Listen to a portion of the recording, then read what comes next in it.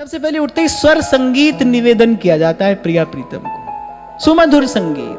प्रात समय नव कुंज द्वार में ललिताजु ललित बजाई। माने देखो, भीतर जाना है पर द्वार खटखटाना वो सहचरियों को थोड़ा थोड़ा कटु मालूम पड़ता है, क्योंकि द्वार खटखटाने का जो स्वर होता है ना, उसमें श्रुति कटुत्व है। माने वो कान को मधुर नहीं लगता है। जो द्वार खटखटाने का स्वर है वो कान के लिए मधुर नहीं है। आप देखो कितनी कोमल भावना है कि द्वार नहीं खटखटाया जा रहा है, द्वार के बाहर ललिताजु ललित बजाई वीणा। अब हमको अगर वीणा बजानी ना आए तो हम क्या करें? अब जब ठाकुर जी अभी पौड़े हो, पट लगा हो, तो पट के बाहर खड़े होकर और ऐसे ही मंद मधुर स्वर में उनके नाम का ही गान करना चाहिए। श्री राधा श्री राधा श्री राधा श्री राधा। बस एक बात सदा स्मरण रही, रस अति कोमल है, अति कोमल, अति कोमल। तो द्वार नहीं खटखटाती हैं सखियां, द्वार पर ठाड़ी होकर भोर भये सहचरी सब आई और यह सुख देखत करत बधाई।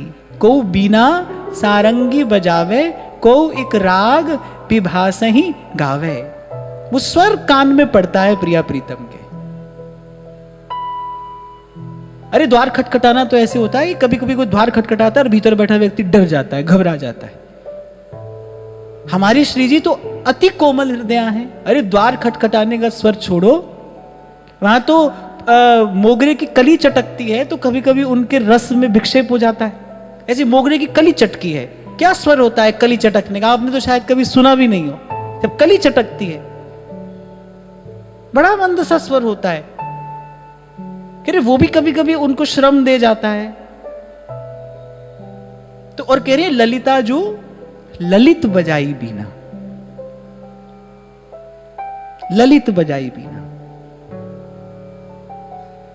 अब ऐसा नहीं कि सुबह सुबह है और वहां जाकर जोर जोर से झांझ मंजीरा बजाकर आप चिल्लाना शुरू कर देना। ठाकुर जी कहेंगे क्या सिखा दिया ये? नहीं, ऐसे मंद मधुर स्वर में श्री राधा श्री राधा श्री राधा श्री राधा। जहां भी आपने ठाकुर जी को विराजमान किया है, अगर द्वार खोलना है तो ऐसे ही बड़ी मृदुता से पहले द्वार के निकट जाकर ऐसे उनके नाम का कुछ गान किया जाए और फिर बड़ी कोमलता से, बड़ी ललित रीति से द्वार खोला जाए। पट भी अगर आपको हटाना है तो पट के बाहर जाकर इसी प्रकार, इसी विधि से पट हटाना है। यही सहचरियों की रीति है। ऐसे ही सेवा का आरंभ करना है। ऐसे धीरे धीरे फिर भाव भावना में आपके माधुर्य विकसित होता चला जाएगा। और भीतर जाकर फिर एक चरण हित सो सहरावे, एक बचन परिहास सुनावे। फिर उठ बैठे दो लाल रंगीले, बिथुरी अलक सबे अंग ढीले। घूमत अरुण नैन अनियारे। अभी आलस है, अभी नैन अलसाए हुए हैं। ऐसे जगाते जगाते सहचरियां जगाती है।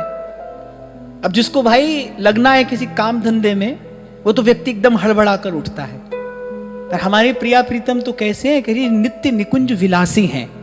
ऐसे जगते जगते जगते हैं, ऐसे जगते हैं, फिर लेट जाते हैं, फिर जगते हैं, फिर लेट जाते हैं। ऐसे जगते जगते जगते हैं। ऐसे झट से उठकर नहीं बैठ जाते। और सहचरियां भी इसी विधि से, इसी रीति से, मधुर मधुर रीति से उनको जगाती है।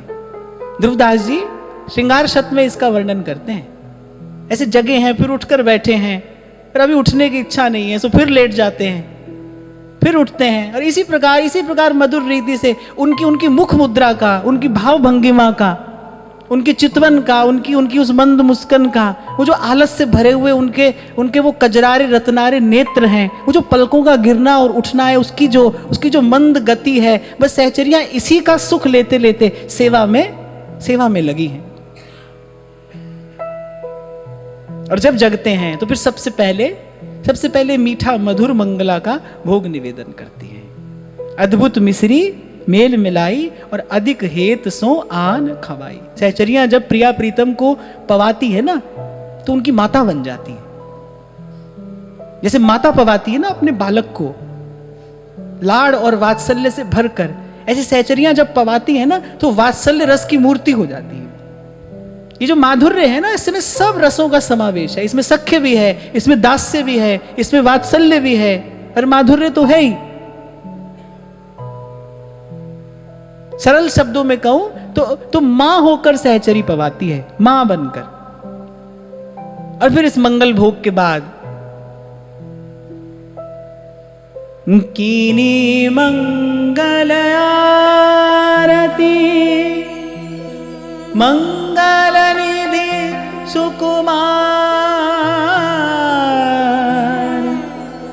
मंगल भयो सब सखीन के यह रस प्रेम आधार।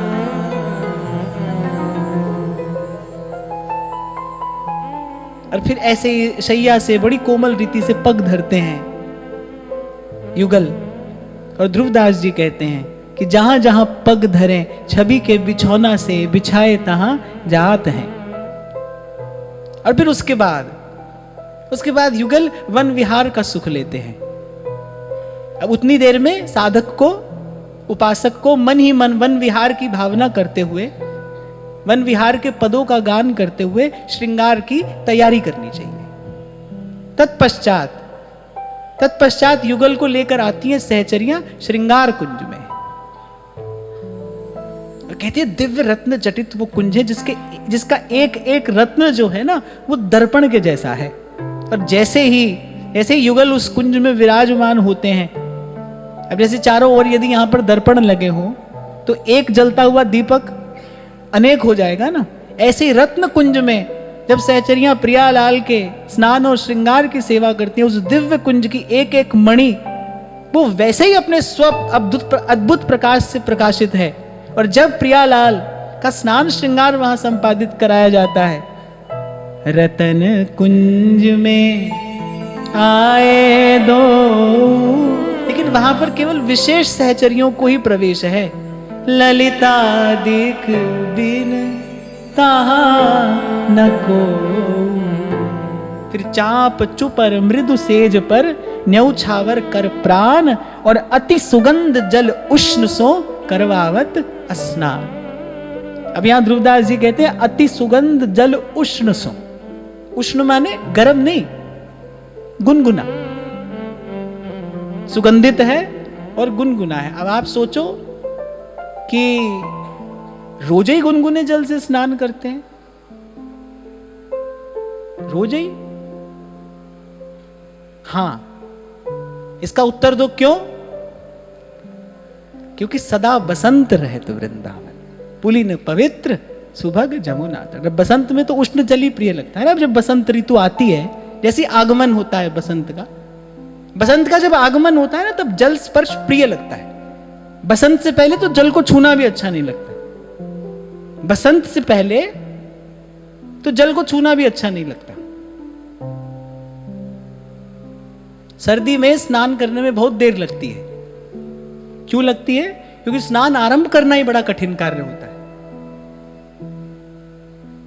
अब जल को छुए छुए छुए छुए ऐसे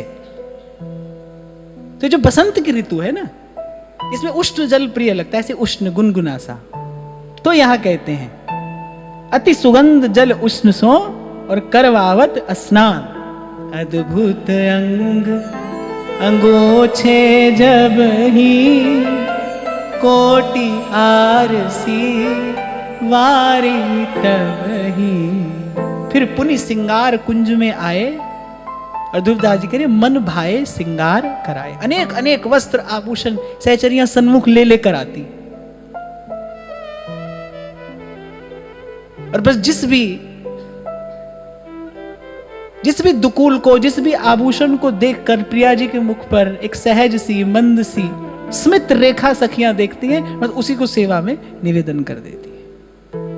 आपको एक बात बताऊं, जो ठाकुर जी के वस्त्र आभूषण आदि होते हैं, कह रहे उसको सहेज कर रखना भी सहचरियों की एक विशिष्ट सेवा है। श्री जी के श्रीअंग से जो वस्तु स्पर्श होती है वो उन्हीं का ही स्वरूप है। तो जो हमारे यहाँ भी, आप भी अपने घर में जो ठाकुर जी की सेवा जैसे भी आप करते हैं, तो जो सेवा की सौंज सामग्री है उसको भी बड़ी सुघड़ता से सहेज कर सहचरियां रखती हैं। तो ऐसे अनेक अनेक वस्त्र आभूषण सहचरियां प्रिया जी के सन्मुख निवेदन करती हैं, जिस पर श्री जी की रुचि हो। अरे मन भाए श्रृंगार कराए। और सहचरियां कैसी हैं? श्रृंगार कला में अत्यंत दक्ष हैं, निपुण। क्यों? क्योंकि स्वयं च सकला कला सुकुशली कृता न कदा। क्योंकि स्वयं प्रिया जी ने एक एक सहचरी को, आपके शब्दों में कहें तो, ट्रेंड किया है। महाप्रभु कह रहे संगीत में भी कैसी है? एक ते एक संगीत की स्वामिनी। ऐसे एक एक कला में सहचरी अत्यंत निपुण है। प्रिया जी की सहचरी का वैभव क्या है? प्रिया जी की सहचरी का वैभव महाप्रभु अपनी सुधा निधि में स्पष्ट करते हैं। श्री राधा किंकरी नाम लुठती। जो प्रिया जी की किंकरियां हैं, श्री राधा किंकरी नाम लुठती चरणयो अद्भुता सिद्धि कोटि। यानी उसके चरणों में अद्भुत अद्भुत, ये संसार की रिद्धियां सिद्धियां नहीं, इस लोक की रिद्धियां सिद्धियां नहीं, वो अष्ट सिद्धि नव निधि नहीं। श्री राधा किंकरी नाम लुठती चरणयो अद्भुता सिद्धि कोटि। जैसे प्रिया जी के मन की बात जानकर, लाल जी के हृदय का भाव जानकर, फिर सहचरियां अद्भुत अद्भुत श्रृंगार करती हैं। ध्रुवदास जी कह रहे सहचरी कैसी सेवा कर रही है? मन की रुचि ले सेवा करही, छिन छिन प्रति ऐसे अनुसरही। मन की रुचि ले सेवा करें। पहले उनके मन की रुचि जानती है सहचरी, फिर सेवा करती है। अब देखो सहचरी की गति कहां तक है। अब यहां पर बताओ, प्रियालाल बैठे हैं और यहां सहचरी है। अब इनमें से अंतर्यामी कौन है? यहां तो सहचरी अंतर्यामी दिखाई पड़ रही है। प्रियालाल के मन की गति, मन की रुचि, मन की इच्छा जानकर और तदनुकूल सेवा सामग्री, सौन सामग्री श्री जी के सन्मुख निवेदन करती है। फूलन आसन रचे बनाई, भोजन कुंज में बैठे जाई। फिर उसके पश्चात, श्रृंगार के पश्चात, फिर फूलन आसन रचे बनाई, भोजन कुंज में बैठे जाए।